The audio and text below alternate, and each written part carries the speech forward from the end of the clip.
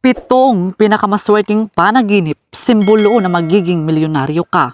Una, kapag madalas kang managinip ng mga ginto, ito ay sinyalis na ikaw ay yayaman sa hinaharap. Maaaring ito ay hindi pa darating ngayon, susurpresahin ka ng tadhana at kapalaran, kaya't magalak ka kung ikaw ay sunod-sunod ng nakakapanaginip ng mga ginto dahil ito ay malinaw na sinyalis na ikaw ay nakatakdang yumaman sa hinaharap.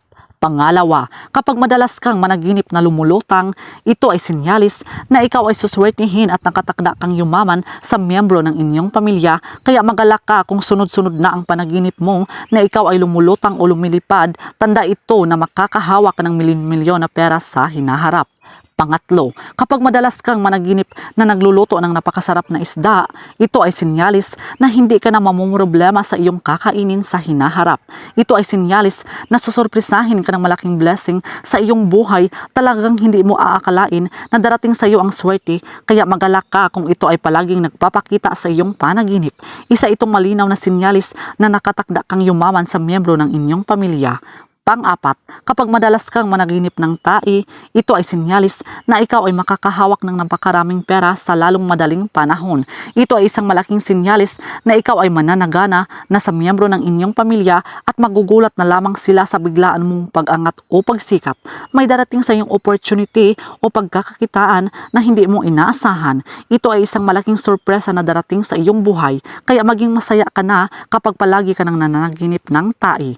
Panglima, kapag madalas kang managinip ng mahiwagang prutas, ito ay sinyalis na may malaking blessings at benepisyo ang marireceive mo sa buhay. May mga biglaang opportunity o pagkakakitaan ang darating sa iyo na hindi mo inaasahan. Ito ay isang sinyalis na ikaw ang unang makakahawak ng milyon-milyon na pera sa miyembro ng inyong pamilya. Pang-anim, kapag madalas kang managinip ng mga karne na niluluto, ito ay sinyalis na ikaw ay yayaman at makikilala mo ang mga taong tanyag dito sa buong mundo. Talagang magiging katulad ka rin nila. Ito rin ay isang tanda na ikaw ay yayaman sa hinaharap. Pang-pito, kapag madalas kang managinip ng pera, ito ay sinyalis na ikaw ay makakahawak na ng perang hindi mo inaakala at hindi mo pa nahahawakan sa buhay mo dahil may darating sa iyong magandang opportunity sa buhay na tsak isusurpresa ka nito.